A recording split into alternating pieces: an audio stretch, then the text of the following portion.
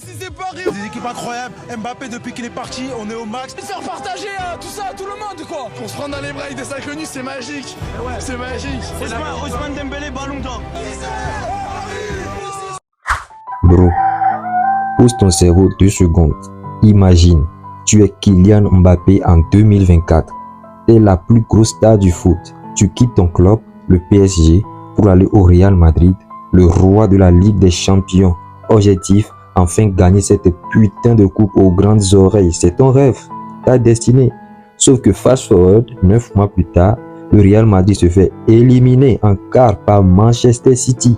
Et pendant ce temps-là, ton ancien club, celui que tu as quitté pour gagner la Ligue des Champions, il est en finale. Et pas juste en finale, il est méga favori contre Dortmund. Donc résumons, toi t'es éliminé en quart, ton ex, le PSG, il est en train de préparer sa première Ligue des Champions de l'histoire, sans toi. Bro, tu es officiellement maudit. Faut qu'on parle entre nous. Mbappé, il a fait ce que tout le monde attendait depuis des années. Il a enfin dit oui au Real Madrid, le club de ses rêves, le maillot blanc, la Ligue des Champions dans les yeux, le ballon d'or en ligne de mire, il y aura des Zidane, Ronaldo, CR7, tout ça dans son dos. Et franchement, on va pas mentir, hein, personne ne l'a jugé. Il avait tout donné au PSG. Il avait porté le club, il avait tenté encore et encore, mais Paris c'est pas Madrid, c'est ce qu'il croyait. Mais là, le destin a parlé. Le Real tombe en quart de finale face à un City chirurgical. Mbappé, il regarde la télé, il est chez lui, éliminé. Et là, qui il voit en train de fêter une qualification en finale, le PSG. Son ancien vestiaire, ses potes, son ex. C'est même pas cruel, c'est sarcastique. Mais attends bro, c'est pas fini. Le PSG que tout le monde disait fini sans Mbappé, le PSG qui devait soi-disant s'écrouler, ils vont en finale.